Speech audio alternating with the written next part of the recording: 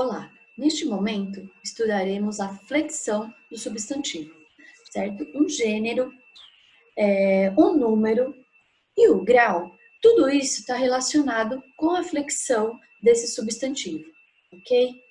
Primeiramente, trataremos sobre o gênero. O que vem a ser o gênero do substantivo, certo? Ele é quando eu tenho o singular, o masculino e o feminino. Certo? Os substantivos, eles podem ser divididos, né, nessas duas classificações.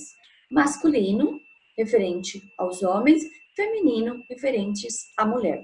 Certo? Nesses masculino e feminino, a gente tem alguns artigos que determinam quem são os substantivos masculinos e quem são os substantivos femininos. Ou seja, o que acompanha um substantivo masculino sempre serão os artigos o, os, uns.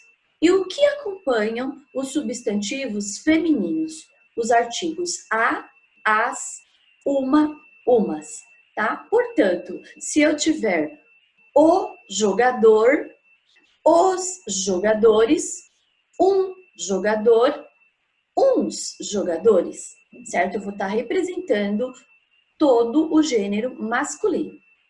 Agora, se eu tiver a jogadora, as jogadoras, uma jogadora, umas jogadoras, então, nesse caso, eu terei a representação dos substantivos femininos. Na página 21, 22, certo?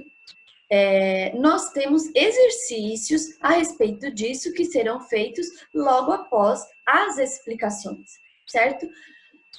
Agora, daremos início a aprender o que significa o substantivo em questão de números, tá? Toda vez que eu disser sobre um substantivo a respeito de números, eu estarei empregando este substantivo ora no singular, ora no plural, certo? O singular, ele serve para indicar apenas um elemento, e no plural, logicamente, mais de um elemento, 2 para cima, certo? O substantivo coletivo, embora ele indique um conjunto de seres, ele pode ser usado tanto no singular ou no plural. Por exemplo, gataria, gatarias, certo? É um substantivo coletivo e eu posso estar usando das duas maneiras, tanto no singular, apenas gataria, está representando a mesma coisa,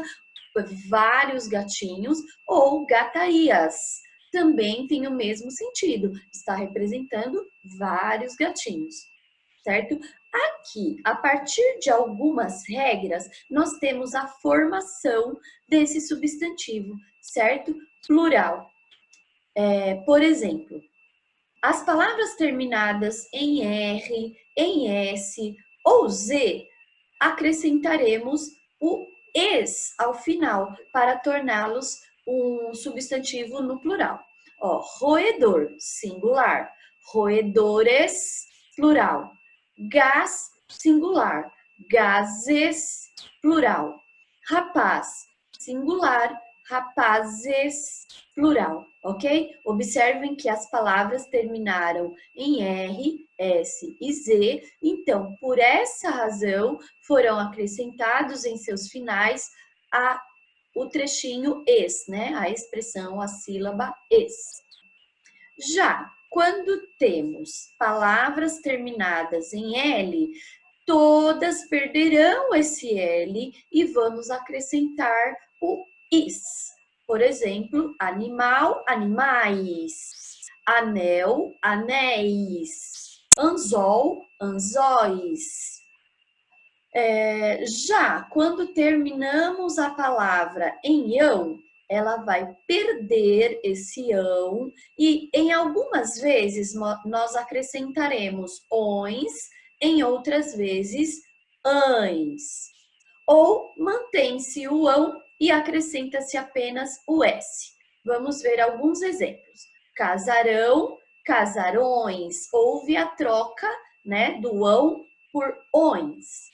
capitão, capitães. Aqui teve a troca de ão por ães.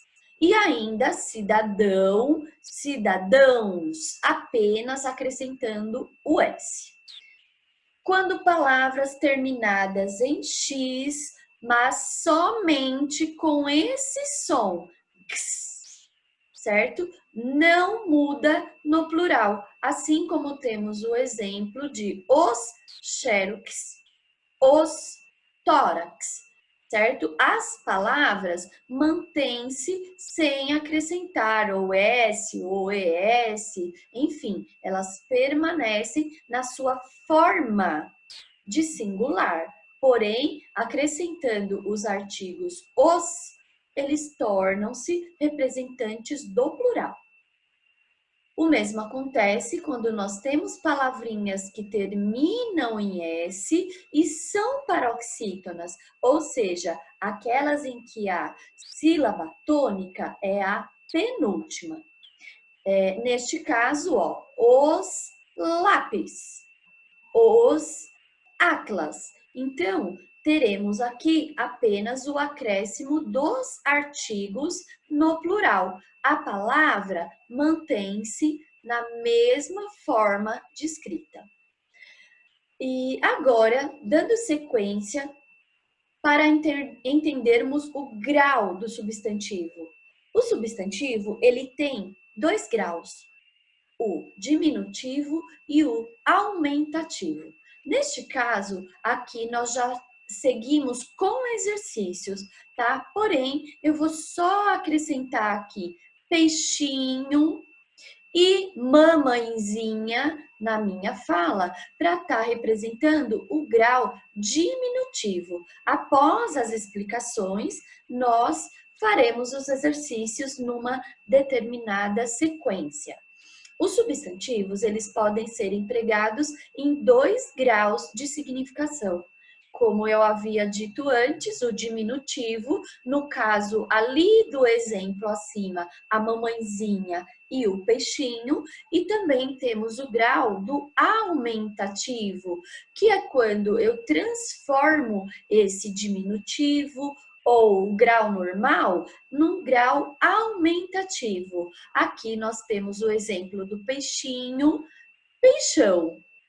Além de indicar o tamanho, eles podem ser utilizados para expressar uma afetividade, uma proximidade, um desprezo, uma ironia, entre outros, como em mamãezinha. No caso da mamãezinha, ele representa a afetividade, ok? Temos outros exemplos, como por exemplo, da ironia. Quando eu digo queridinha, não faça isso, certo? Eu estou introduzindo a oração com queridinha, querendo passar uma ironia no meu sentimento, ok?